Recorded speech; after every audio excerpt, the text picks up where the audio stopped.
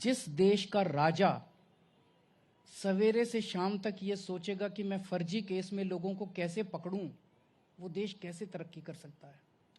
सोचने वाली बात है। आपने यही बयान दिया था इसी पर कि 167 के करीब मुकदमा दर्ज है और केंद्र सरकार एजेंसियों से डराती है। आपने ये कहा था कि अगर 24 घंटे के लिए मुझे सीबीआई और ईडी दे दिया जाए तो मैं जो बाकी लोग हैं उनके से आधे से ज्यादा लोग जेल के मैंने अंदर ये कहा था, जी। ये मेरे से एक टीवी इंटरव्यू में पूछा गया कि आपके लोगों पे इतने आरोप लग रहे हैं। मैंने कहा रोज कीचड़ फेंकते हैं। मैं कहता हूं, छाती चौड़ी करके कहता हूं कि मैं एक कट्टर ईमानदार आदमी हूं, और मैं चैलेंज करता हूं आज भारत की राजनीति में कोई नेता खड़ा होकर ये कह दे कि मैं कट्टर ईमानदार हूं। उससे इनको तकलीफ होती है। तो ये मेरे ऊपर रोज कीचड़ फेंकते हैं, रोज आरोप लगाते हैं, रोज गलत आरोप। कभी कहते हैं शराब घोटाला हो गया, कुछ नहीं निकला, आज बरी हो गया मनीष। कभी बोले बस घोटाला हो गया, कुछ नहीं निकला।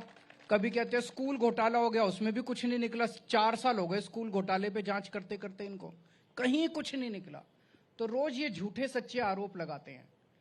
तो एक किसी एंकर ने मेरे से पूछा कि आपके ऊपर इतने आरोप लग रहे हैं।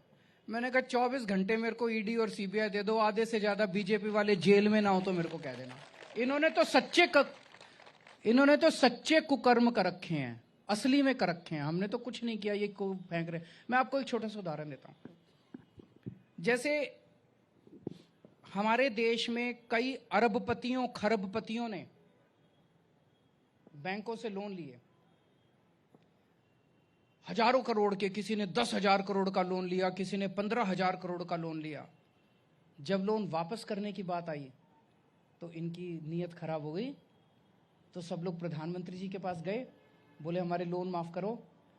प्रधानमंत्री जी ने किसी के 10,000 करोड़ माफ कर दिए, किसी के 15,000 करोड़ माफ कर दिए, किसी के 30,000 करोड़ माफ कर, 10 लाख करोड़ रुपए के लोन माफ कर दिए प्रधानमंत्री जी ने। फ्री में तो नहीं किए। क्या लिया? 24 घंटे सीबीआई ईडी, देखो देखो मैं जांच कराता हूं कि किस किस से कितने कितने लिए इन लोगों ने। मोरबी में गुजरात के अंदर एक घड़ी बनाने वाली कंपनी को बिना टेंडर के इन्होंने पुल बनाने का ठेका दे दिया। बताओ, इतनी 135 लोग मारे गए। घड़ी बनाने वाली कंपनी को पुल बनाने का ठेका। मुझे लगता है इंसानियत के इतिहास में किसी ने इतना बड़ा गलत काम नहीं किया होगा। और उसके बाद जब 135 लोग मर गए तो उस कंपनी को बचाने में लगे हुए हैं। एफआईआर में कंपनी का नाम नहीं है, मालिक का नाम नहीं है। इसी सेंस में मैंने कहा था 24 घंटे दे दो मेरे को, देखो ये सारे जेल के अंदर। लेकिन मैं इसी पे आ रहा हूं कि ये मतलब पूरा देश, दिल्ली, हर एक ये जानना चाहता, सारी जनता जानना चाहती है। आपने कहा 24 घंटे के सीबीआई ईडी दे दो, है ना? ये सिलसिला कब तक चलेगा? सरकारें आती है जाती है, लेकिन अगर इस तरह से एजेंसियों का डंडा दिखाकर एजेंसियों का डंडा भ्रष्टाचारियों को होना चाहिए।